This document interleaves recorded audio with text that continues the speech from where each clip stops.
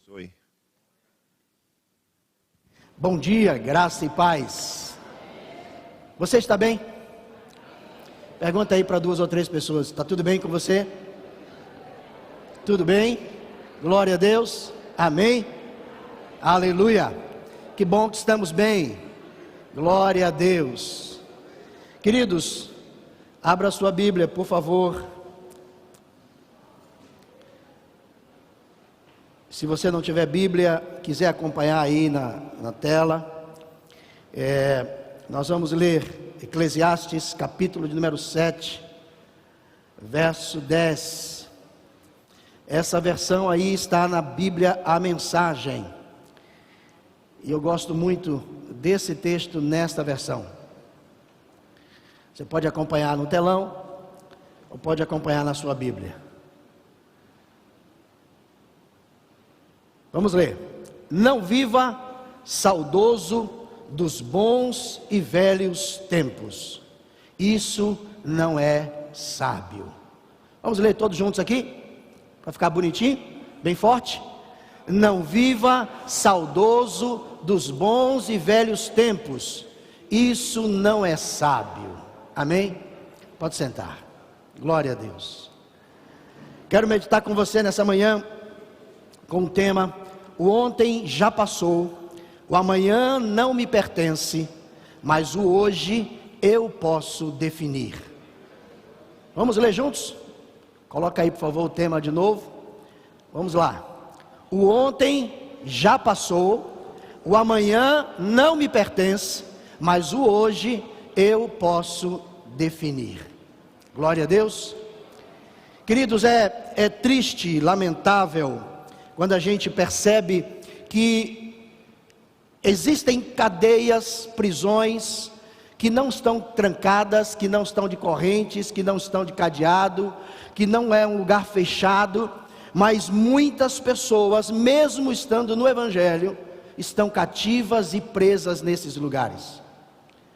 São cadeias ou cativeiros espirituais, cativeiros mentais, cativeiros psicológicos. E eu quero nesta manhã, instrumentalizado pelo Espírito Santo de Deus, te ajudar, se for esse o seu caso, a sair destas cadeias e viver em liberdade para a glória de Jesus. Os prisioneiros do ontem geralmente usam o verbo no pretérito ou no passado. Eles dizem: eu fiz, eu faria, eu fui, não é? Eu queria, eu vivi. São pessoas que estão presas no passado.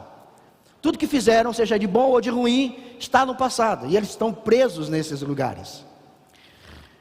Os prisioneiros do futuro são sonhadores. Eles geralmente estão presos em sonhos que muitas vezes não se concretizam, e aí se frustram, se decepcionam, não é? Não conseguem viver uma vida plena, porque estão sempre projetando suas vidas para um futuro que às vezes não vai acontecer. E isso é um problema.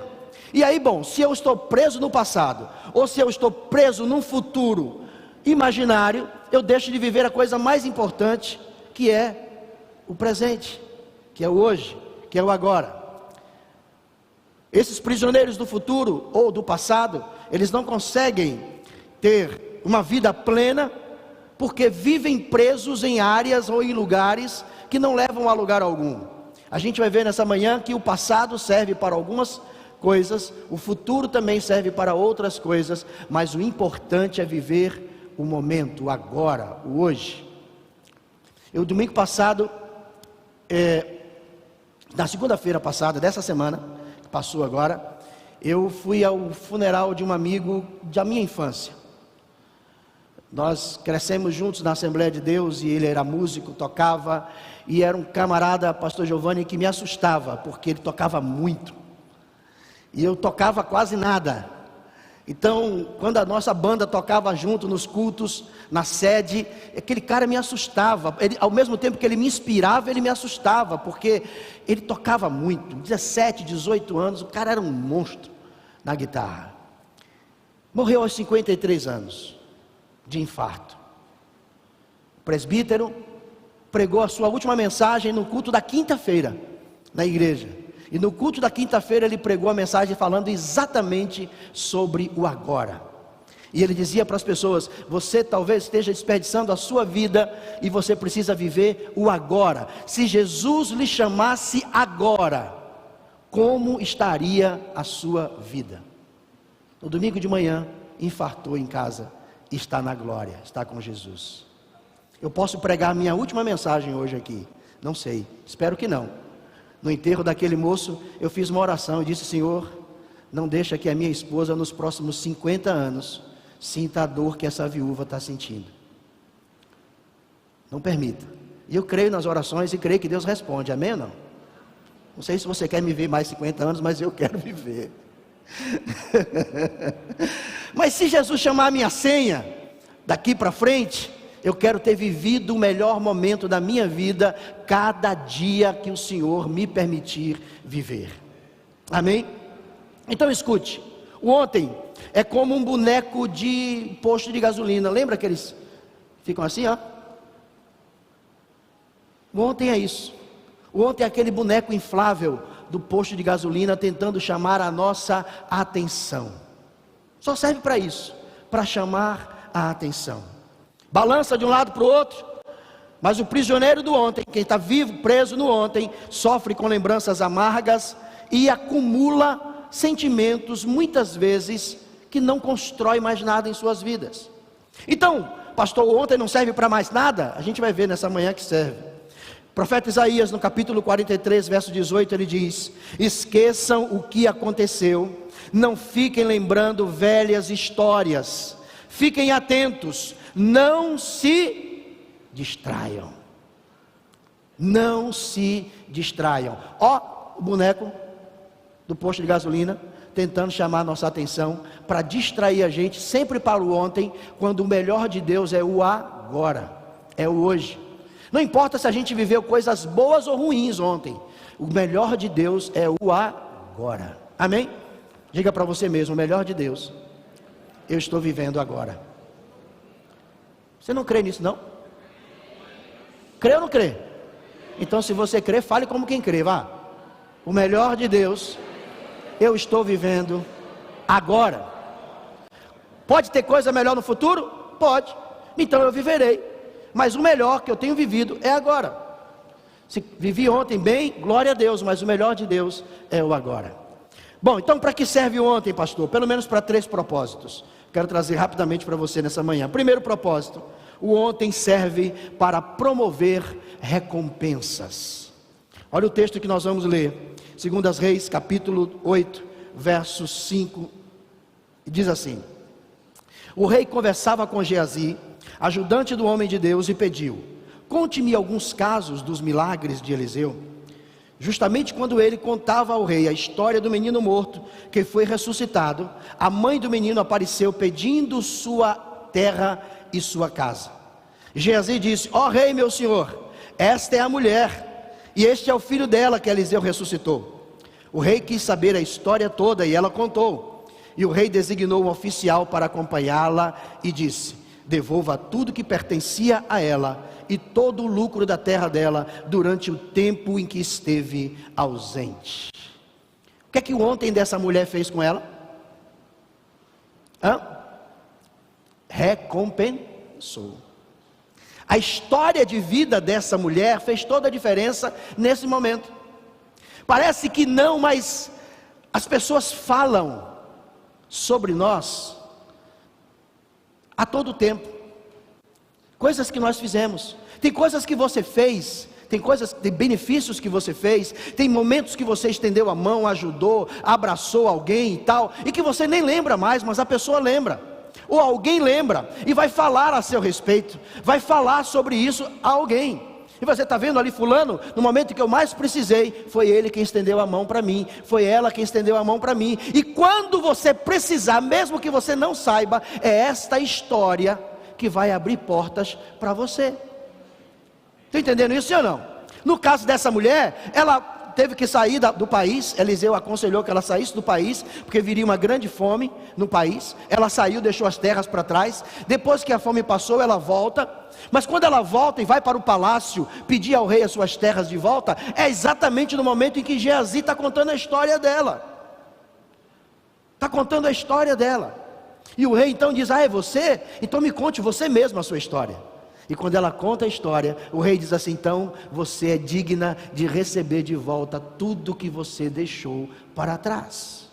O meu passado, o seu passado, pode ser uma grande oportunidade para abrir portas de bênção para a minha vida e para a sua vida. Guarde isso no seu coração. Então, a primeira coisa que o ontem serve é para promover recompensas, para abrir portas de Deus para mim e para você. Tem coisas que a gente só vai saber na eternidade. A gente conversava aqui ontem no Perspectivas. Eu conversava com algumas pessoas e eu dizia para elas, nós conversávamos, dizíamos assim: tem coisas que a gente só vai saber quando chegar na eternidade. Quando a gente chegar na eternidade é que a gente vai saber aquela oração que você fez, o quanto aquilo abençoou pessoas. Aquela oferta que você deu, que você nem queria dar, mas que foi constrangido por alguém, o pedido do pastor, o pedido do missionário, não estava nem no seu plano fazer aquela oferta, mas você fez. Quando chegar na eternidade, o Senhor vai nos mostrar o fruto do nosso trabalho, e vai dizer assim: está vendo? Olha o fruto do seu ontem, olha o fruto do seu passado. Então, tanto aqui quanto na eternidade, o nosso ontem poderá nos promover recompensas. Você crê nisso, sim ou não? Então, se você tem alguma tristeza, alguma marca, alguma decepção do seu passado, vai esquecer isso nessa manhã em nome de Jesus, e vai entender que as coisas que você viveu, as coisas que lhe aconteceram, as coisas que Deus permitiu que você vivesse, podem abrir portas, tanto no hoje quanto no futuro. Amém? A segunda coisa que o passado, ou que o ontem pode nos promover, é aprendizado. Eu devo aprender com as coisas que eu vivi, tanto com as boas quanto com as ruins. Então o passado ou ontem serve para promover aprendizado. Eclesiastes capítulo 9, verso 1, também na Bíblia Mensagem, está escrito assim: depois de refletir sobre tudo isso e ponderar longamente, cheguei à seguinte conclusão: os bons e os sábios e tudo o que fazem estão nas mãos de Deus, mas se no dia a dia terão que lidar com o amor ou com o ódio, eles não sabem dizer. Isso é Salomão. Deixa eu dividir esse texto para que você entenda. Salomão está no presente. Qual é o presente? Ele está dizendo, depois de refletir sobre tudo isso, é o momento dele, é agora. Ele está dizendo isso agora. E ele refletiu quando? Ponderar longamente. Ponderar sobre o quê? Sobre o passado. Ele olhou para trás e disse assim: olha, vem fazendo alguns arrazoados, alguns construindo algumas ideias, alguns pensamentos, conjecturando algumas coisas em sua mente, e ele chegou a uma conclusão. Chegou a uma conclusão quando? Para o futuro. E ele disse: olha, no futuro, o que as pessoas vão viver, se é bem ou se é mal, ninguém sabe. Então, se eu não sei se o futuro me apresenta o bem ou o mal, eu não preciso me preocupar com ele. A gente vai falar isso um pouquinho para frente. O que é que eu preciso me preocupar com o futuro? Que Deus esteja comigo lá. Porque se Deus estiver comigo lá no futuro, seja o que vier sobre a minha vida, eu terei vitória, porque a presença do Senhor é importante. Assim como no presente, talvez no meu passado, algumas coisas que eu vivi, algumas experiências, eu não tinha a presença do Senhor, e por isso deixaram marcas, e por isso foram dolorosos, e por isso algumas decisões foram erradas, e por isso alguns comportamentos foram equivocados, porque eu não tinha a presença do Senhor. Mas isso passou, diga, passou. Eu tenho que me preocupar agora com o hoje, amém? Para que o meu amanhã seja um amanhã abençoador. Então o que é que Salomão está dizendo? Salomão está dizendo que olhar para trás me faz aprender algumas coisas. Dentre elas, é não fazer as mesmas escolhas que eu fiz no passado. Porque tem uma máxima que diz assim: olha, se você repete os mesmos processos, não espere resultados diferentes. Ok? Se você repete os mesmos processos, não vai produzir resultado diferente. Se você quer resultado diferente, você precisa mudar alguma coisa no processo. Você precisa mudar alguma coisa ali. A dona de casa que faz aquele bolo com a receita escrita ipsilitz do jeito que está ali, vai ter o bolo a vida inteira do mesmo jeito, sim ou não? 3 colheres e 2 gramas de açúcar, 4 colheres e 1 pitadinha de farinha. Gente, o bolo vai ser o mesmo. Agora, se você, ao invés de botar 3 colheres e 1 grama, você bota 4 colheres, já muda. Muda ou não muda? Muda um pouquinho do sal, você muda um pouquinho de alguma coisa ali, fica diferente. É verdade ou não? Então, para que a nossa vida tenha resultados diferentes, é preciso que eu faça escolhas diferentes. Amém? Então, o passado serve, em segundo lugar, para me ensinar lições, para me gerar aprendizado. E terceiro, ele serve para reivindicar promessas. Josué, capítulo 14, verso 7 e verso 12 diz: eu tinha 40 anos de idade quando Moisés me enviou de Cades Barneia para espionar a terra. Apresentei um relatório preciso e verdadeiro. Por isso, dê-me a região montanhosa que o Eterno prometeu a mim. Você mesmo ouviu o relatório e sabe que os Enaquins vivem ali, em cidades fortificadas. Se o Senhor for comigo, eu os expulsarei como Ele prometeu. Quem é esse? É Caleb. Caleb está com 85 anos agora. 85 anos agora. E durante toda a escritura bíblica, a única vez que Caleb olha para o passado, é nesse momento, para reivindicar a promessa que lhe foi feita por Deus através de Moisés. A única vez que Caleb olha para o passado, para o ontem, é para reivindicar aquilo que era seu por direito. Então, passado, em terceiro lugar, é uma grande oportunidade para que eu reivindique a palavra que Deus liberou para a minha vida um determinado dia que eu esqueci, ou que o diabo fez com que eu esquecesse. E por esquecer as palavras que Deus libera sobre nós, a promessa de Deus, a gente muitas vezes deixa de viver essas promessas.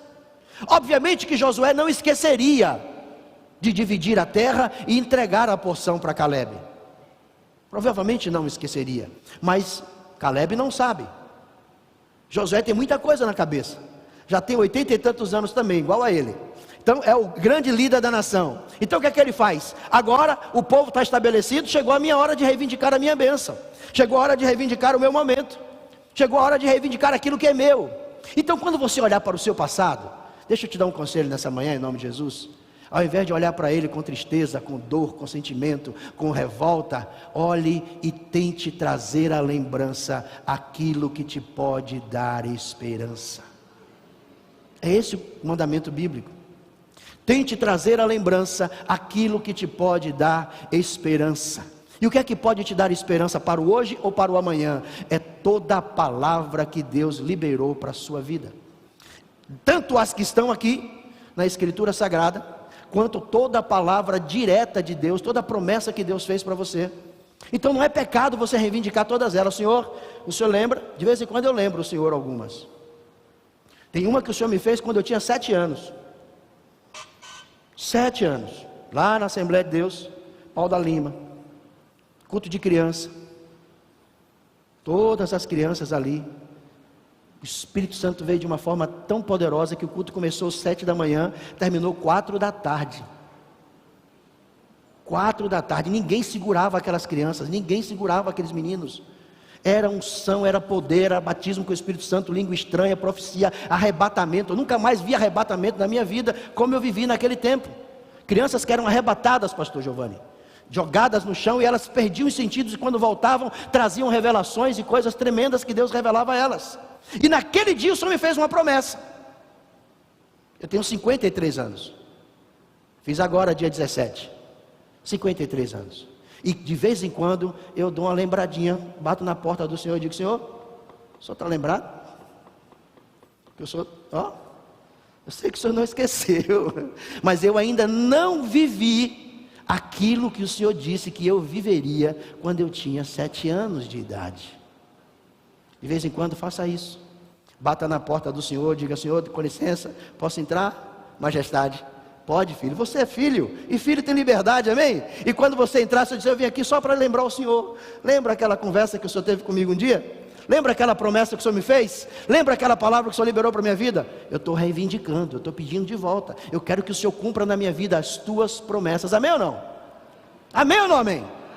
De vez em quando lembra ao Senhor, e Ele é fiel para cumprir cada uma das suas promessas sobre nós. Então o passado, em terceiro lugar, serve para a gente reivindicar promessas. Mas escute aqui uma coisa: Deus sempre nos permite ajustar o foco sobre o passado. Mesmo que a gente esteja com a visão distorcida acerca do passado ou do ontem, Deus nos permite ajustar o foco.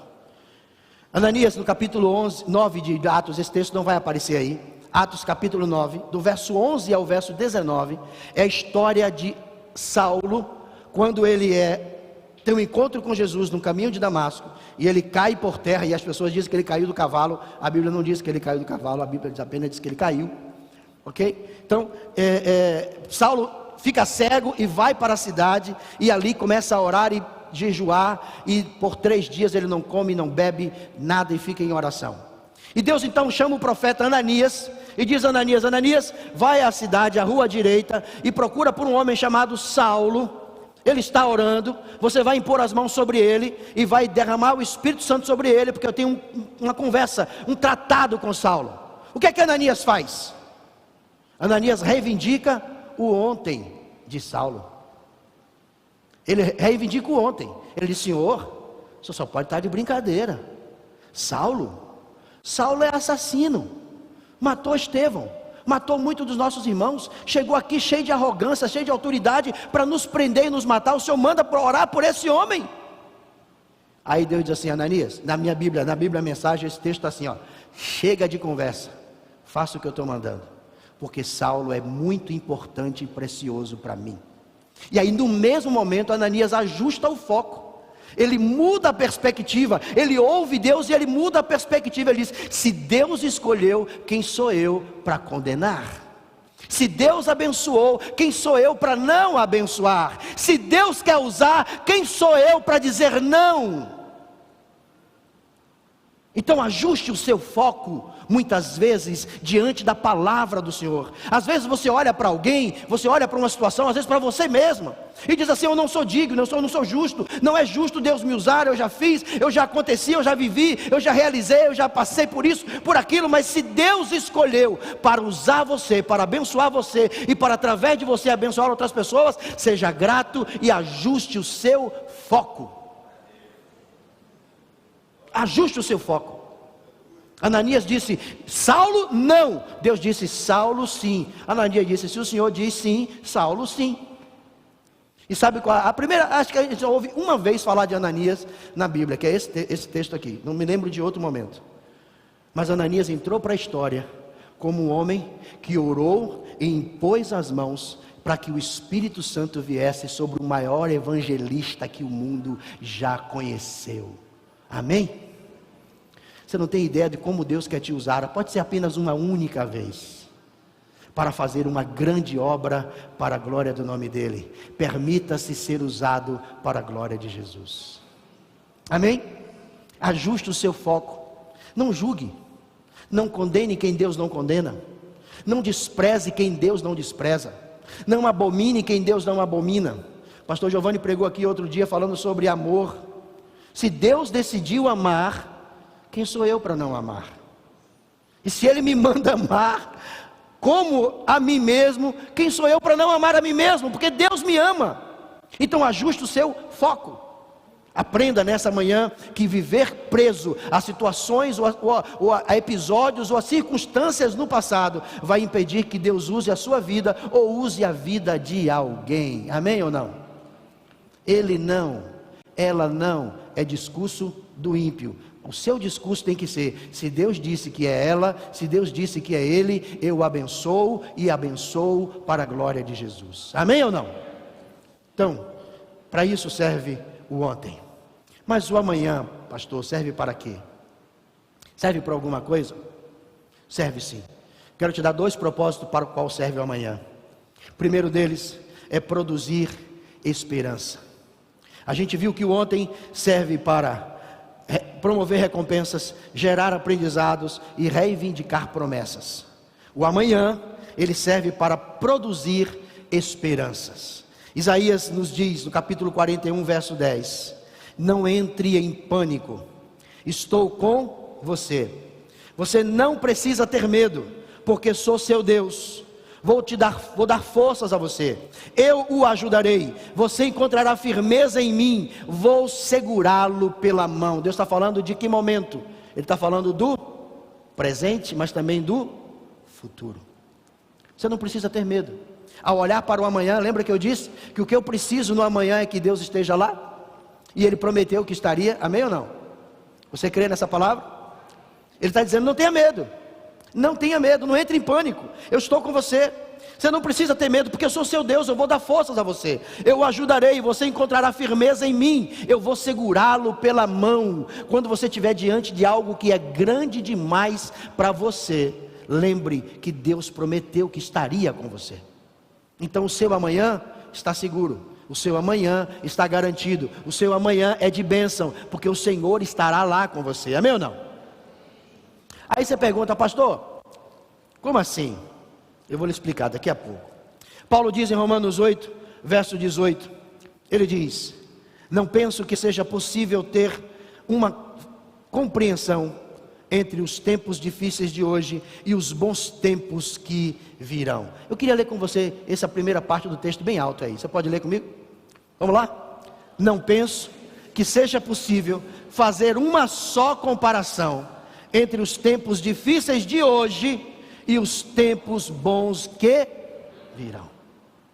Eu vou ler a segunda parte. O mundo criado quase não se contém esperando pelo que vem a seguir. Aleluia. Sabe o que é que Paulo está dizendo? Lembra que eu disse que o melhor momento da minha vida é o agora? Paulo está dizendo que mesmo que o melhor momento seja agora, isso ainda é pequeno diante de tudo aquilo que Deus tem e pode me dar e fazer através da minha vida no futuro. Então o meu futuro me produz esperança. Quando eu olho para amanhã, quando eu olho para o amanhã, tem uma canção que a gente canta e diz assim: porque Ele vive, vocês vão cantar essa canção hoje, né? Porque Ele vive, posso crer no amanhã. E por que o meu amanhã está garantido? Porque Ele está vivo. E porque Ele está vivo, Ele faz parte da minha vida. O meu amanhã é esse que Paulo está dizendo. Não existe, não é possível fazer uma comparação sequer entre os tempos bons do agora e tudo que está por vir. Essa é a nossa esperança. Tem uma canção na harpa cristã que diz assim: nossa esperança é a sua vinda. Amados, o mundo vive sem esperança nenhuma. A esperança do mundo é para o agora, para o momento, para o que pode ser conquistado com dinheiro, com condição, com posse. A nossa esperança vai para mais além do que tudo isso. Além da nossa vida aqui, o Senhor nos prometeu uma vida eterna e uma mansão celestial onde nós vamos morar. Então esse é o nosso amanhã, esse é o nosso futuro, e nós precisamos estar com os olhos lá. Ontem a professora aqui, no Perspectiva, disse uma frase que eu achei interessante. Ela disse: se você é crente e você não anseia pela vinda de Jesus, eu duvido a sua crença. Porque crente precisa estar com o coração ardendo pela volta do Senhor Jesus. Seja quando Ele nos chama, pastor Giovanni falou isso aqui quinta-feira no culto, seja quando nós morremos, ou seja no arrebatamento, nós vamos estar com Jesus. E seja quando Ele chama a nossa senha aqui, a gente vai embora, Ele já voltou para a gente, amém ou não? Então nós precisamos estar ardentes em nosso coração todo momento por esse tempo. Deixa de ficar preso a estas coisas aqui e volta os nossos olhos para o nosso futuro, para o nosso amanhã, amém? Segunda coisa que o amanhã pode produzir é fé e confiança. Olha o que Paulo diz aos Coríntios, no capítulo 1, verso 2, capítulo 2, verso 9. Ele diz: e a isto que a Escritura se refere quando diz: olho não viu, ouvido não ouviu, mente nenhuma imaginou o que Deus preparou para aqueles que o amam. Aí você vai me perguntar: pastor, se eu não vi, se eu não ouvi e se eu não imaginei, como eu posso ter certeza que vai acontecer? O nome disso é fé. Eu não vi, eu não ouvi, eu nem sequer consigo imaginar, mas eu tenho certeza que existe, porque a minha fé diz que existe. E é isso exatamente que o escritor aos Hebreus diz. A fé mostra a realidade daquilo que esperamos. Ela nos dá a convicção de coisas que não vemos. Hebreus capítulo 11, verso 1. A fé mostra a realidade daquilo que esperamos. Ela nos dá a convicção de coisas que nós não vemos. Tem uma história que diz que o rito de passagem dos índios da tribo Cherokee é interessante. Quando os jovens daquela tribo chegam à fase adulta, passagem da fase de adolescente, de jovem para a fase adulta, para que um jovem Cherokee se torne homem, ele passa por um teste. Um teste que todo jovem passa e faz um juramento de não dizer às pessoas como é que esse teste acontece. Então, para que não quebre o segredo, todos passam em segredo. Esse jovem é levado pelo seu pai, de olhos vendados. Todos os chefes da tribo se reúnem na floresta, na mais densa floresta, numa noite escura, e levam aqueles jovens de olhos vendados, amarrados, e sentam aqueles jovens na floresta. Eles não podem abrir os olhos. Eles ficam na floresta a noite inteira, de olhos vendados e amarrados. Esse é o teste de hombridade dos índios da tribo Cherokee. Eles passam a noite ouvindo grilos, corujas, lobos, onças, todo tipo de som da floresta, mas eles não podem desamarrar e nem podem tirar a venda dos olhos. Acontece que quando o dia clareia e eles tiram as vendas dos olhos, eles descobrem que o pai deles estava sentado a noite inteira do lado deles enquanto eles estavam ali.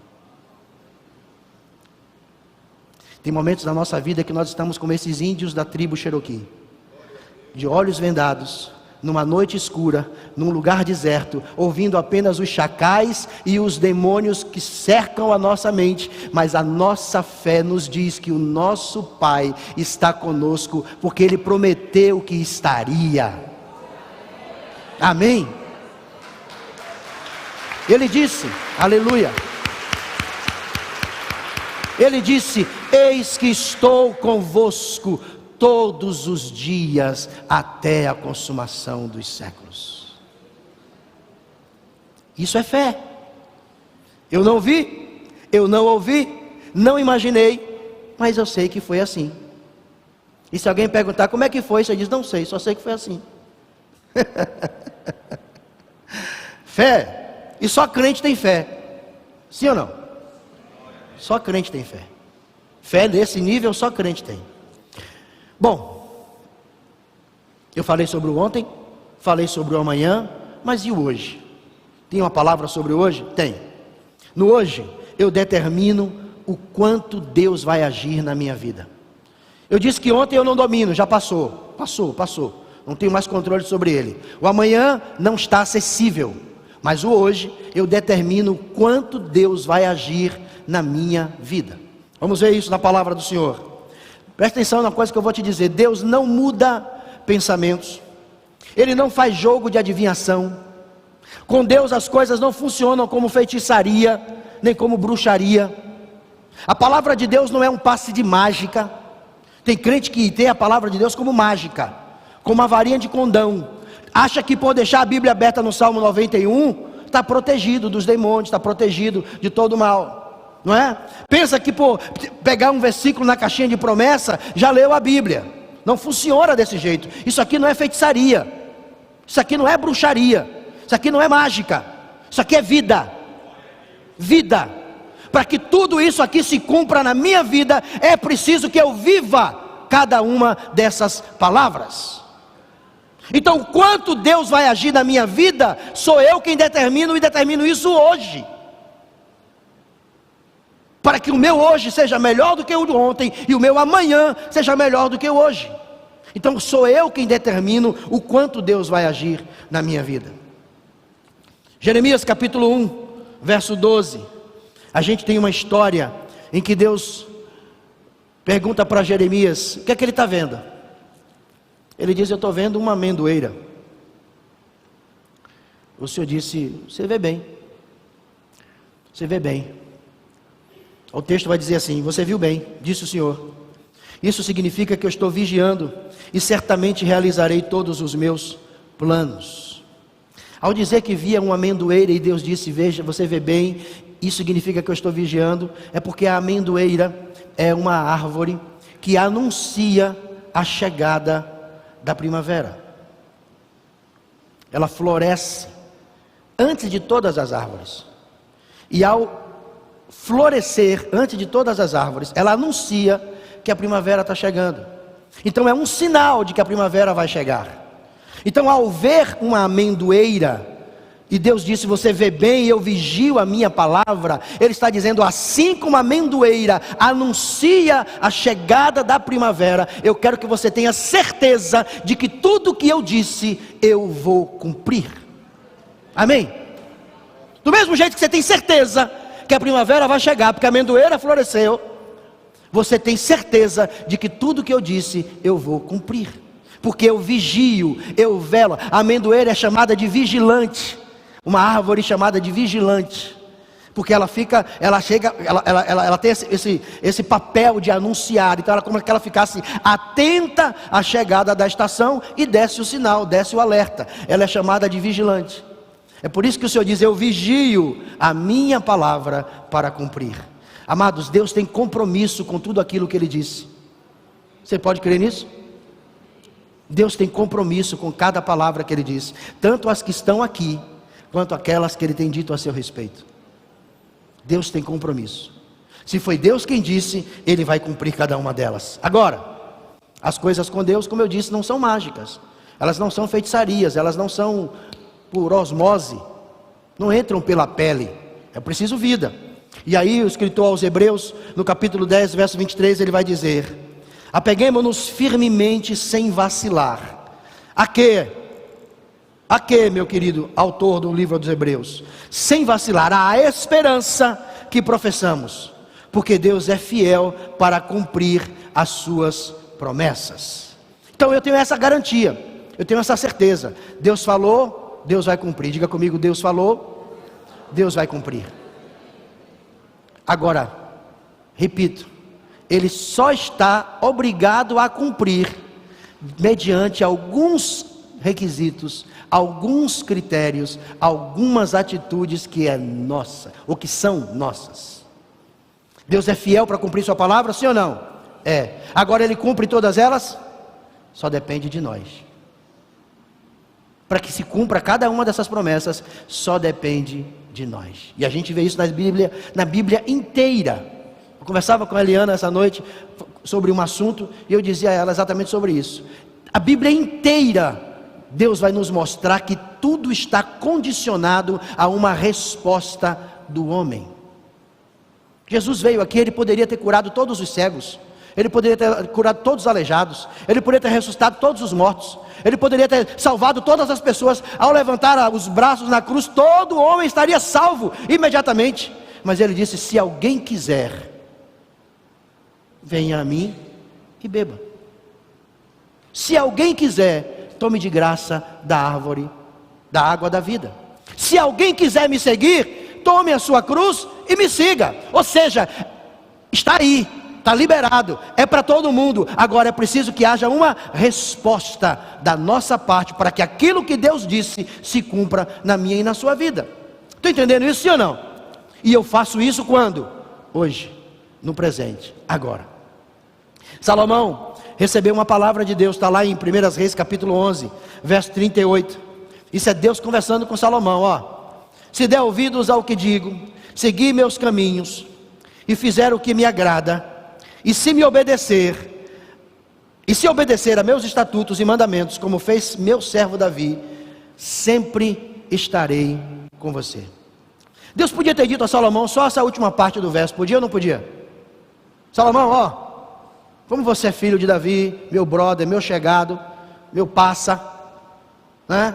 Você fez uma oração linda, me pedindo sabedoria. Você fez uma oração maravilhosa, Salomão. Me agradei de você, então eu vou te dar uma palavra incondicional. Eu sempre vou estar com você, Salomão. Você é meu passa dois. Mas antes de dizer sempre estarei com você, Deus deu um monte de condição a Salomão. Sim ou não? Reparou? Olha o texto de novo. Qual é a primeira condição? Bem forte. Você sabia que Deus não está obrigado a cumprir nada do que você não está interessado em ouvir?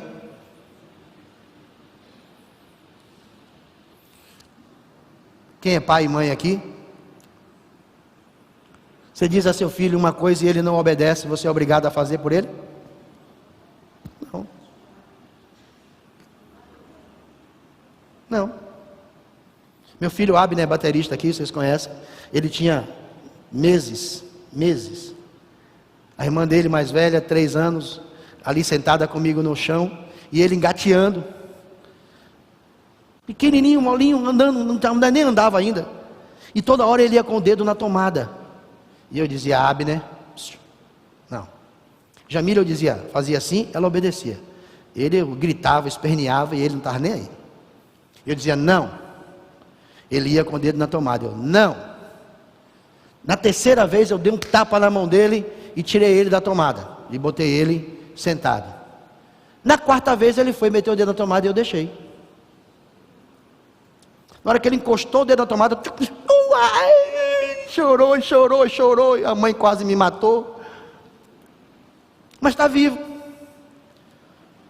Aí eu peguei ele e levei o dedo na tomada e dizia, vamos filhinho, ele, não, eu disse, dá choque, papai não avisou que dava choque, não avisou. Se você quiser e me ouvir, você comerá o bem dessa terra. Eu sei que tem gente que vai estar me olhando hoje atravessado, assim, pastor miserável. Mas eu sabia que não matava. Jesus está dizendo para Salomão e para nós nessa manhã, ó, se você der ouvidos ao que eu digo. Hoje, se eu precisar que Abner troque uma tomada energizada, ele troca. Se eu precisar que ele troque uma lâmpada, ele troca, energizada lá. Precisa de ligar o disjuntor para trocar, ele vai lá e troca.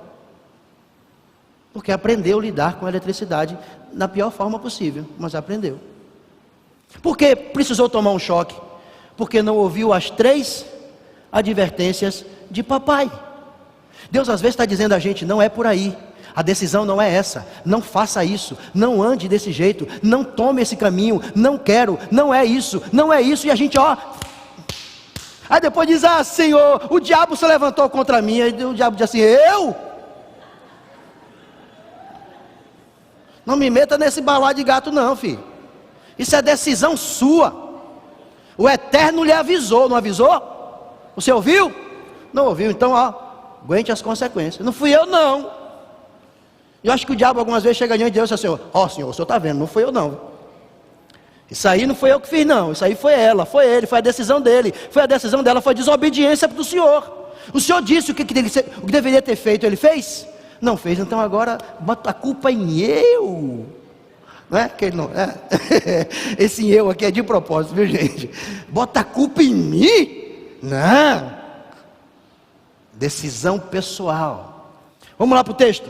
Se você me der ouvidos, e o que mais agora? Depois de ouvir, é importante ouvir, sim ou não?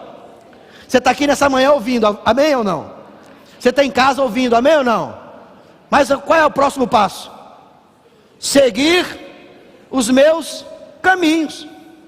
Segunda condição, seguir meus caminhos. Terceira, obedecer os meus estatutos e mandamentos. Gente, olha quanta coisa Deus está dizendo que a gente precisa fazer para que Ele esteja sempre conosco. Não seria mais fácil a gente não ter que fazer nada disso? E Deus está com a gente? Era melhor ou não era? Fala a verdade, não tem medo não, eu acho que seria melhor, eu gostaria que não precisasse fazer nada disso. Afinal de contas o soberano é Ele, não é? O soberano é Ele não precisava fazer nada disso, mas Ele disse, eu vou estar com você, Orlando. Se você der ouvidos ao que eu digo, se seguir meu caminho, se fizer o que me agrada, se me obedecer meus estatutos, como outros estão fazendo, aí eu vou estar com você. Por que Deus esteve com Davi o tempo inteiro? Porque Davi cumpria todos esses requisitos. E Deus está dizendo a Salomão agora, filho de Davi, se você fizer como seu pai fez, eu vou fazer com você aquilo que eu fiz com seu pai. Entenderam a diferença? Sim ou não? Então, em terceiro lugar, hoje eu determino o quanto de Deus eu vou viver. Em terceiro lugar, Paulo, escrevendo aos Romanos, ele diz assim no capítulo 9, verso 18: tudo que estamos dizendo é que Deus tem a primeira palavra, iniciando a ação, na qual fazemos nossa parte, para o bem ou para o mal. Paulo está dizendo exatamente aquilo que eu acabei de dizer, aquilo que eu falei que eu fiz com meu filho quando ele era pequeno. Ele tinha a palavra, ele tinha a minha iniciativa, protegi, tomei a direção, disse não faça, protegi, tirei do perigo, trouxe para cá, fiz a minha parte. Mas para o bem ou para o mal, a decisão dele, ou a nossa decisão, determina o que vai acontecer com a gente. Aí você diz, eu orei tanto, busquei tanto a Deus, e tudo aquilo que eu pedi que não acontecesse, aconteceu, porque você só fez orar, não fez tudo aquilo que ele disse a Salomão para fazer. Salomão fez uma oração linda, maravilhosa, e Deus respondeu a oração de Salomão. Mas ele disse, para que eu esteja com você todos os dias da sua vida, você precisa fazer isso, fazer isso, fazer isso, fazer isso, fazer isso.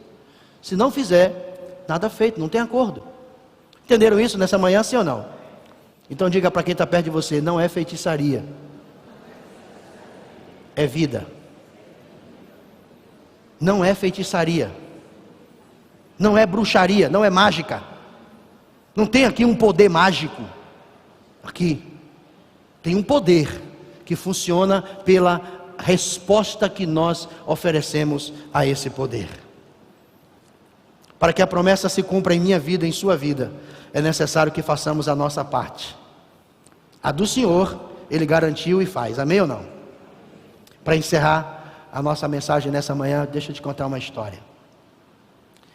Você já deve conhecer essa história. Diz que numa cidade o rio subiu e começou a inundar a cidade, e as casas começaram a ser evacuadas, e um senhor morava sozinho num lugar, uma casa de sobrado, e o rio começou a subir, chegou na rua dele, e passaram uns meninos com as canoas e disseram, tio, bora, a gente dá uma carona para o senhor, bora cair fora, o negócio vai pegar. Ele disse, não, Deus vai me salvar, Deus vai me salvar. E o rio começou a subir, continuou subindo, e continuou subindo, passou a janela, ele foi para o andar de cima, passa um camarada com uma lanchazinha, um barquinho de motor, tio, vamos embora, pula que a gente leva o senhor. Ele disse, não, Deus vai me salvar, eu confio em Deus, sou crente, pertenço à Igreja Batista Missionária da Independência, Deus vai me salvar. O rio continuou subindo, ele foi para o telhado, mandaram o helicóptero do bombeiro, e disseram, tio, pendura que a gente vai levar o senhor. Ele disse, não, Deus vai me salvar. Morreu, chegou no céu e disse, Deus, o senhor me decepcionou, confiei tanto no senhor, esperei que o senhor me salvasse, e eu morri. Deus olhou para ele e disse, olha, eu mandei uma canoa, mandei um barco, mandei um helicóptero, você queria que eu fizesse mais o quê?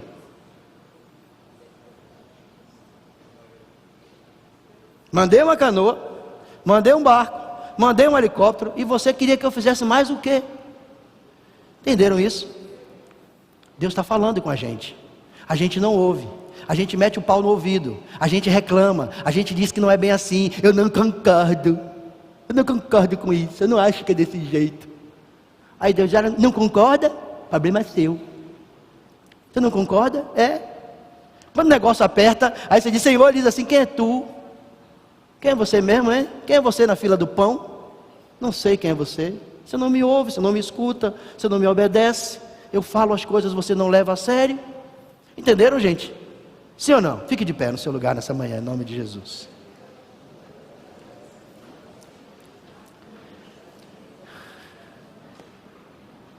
Eu não sei você, mas eu não posso mudar o meu passado. Eu devo aprender com ele.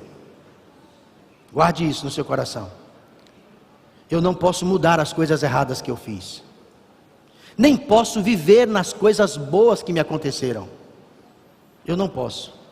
Eu devo olhar para o passado e aprender com os meus erros. Não sei vocês têm esse poder, eu não tenho. Eu não tenho controle sobre o futuro. Eu não sei o que vai me acontecer quando eu sair daqui. Eu não sei o que vai acontecer.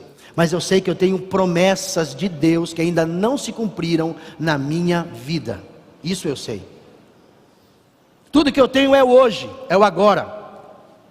Então, o que é que eu devo fazer? Eu devo decidir o quanto de Deus eu quero viver. Amém? A vida é feita de escolhas. Você sabia disso? Você, quando veio para cá de manhã, abriu o guarda-roupa e essa roupa que você está vestida pulou em você e disse assim: eu.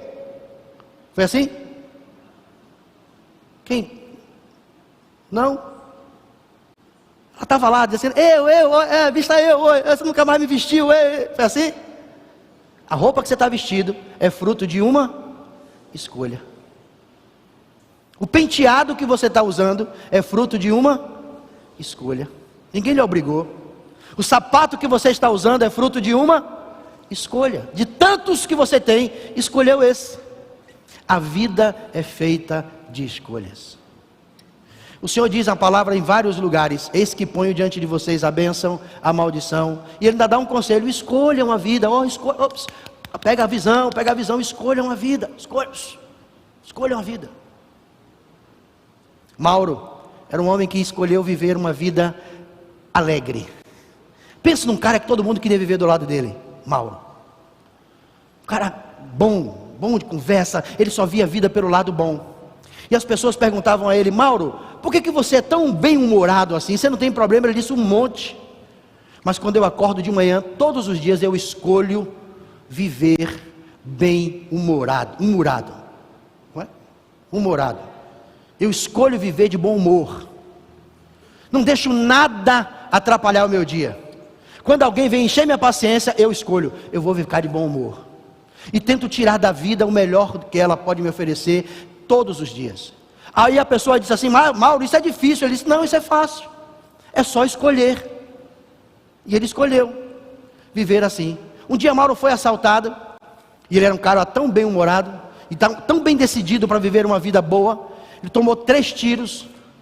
E ali, ensanguentado, ele tomou a primeira decisão da vida. Ele disse: eu vou viver, seja como for, paralítico, paraplégico, cego, mas eu vou viver, eu não vou morrer.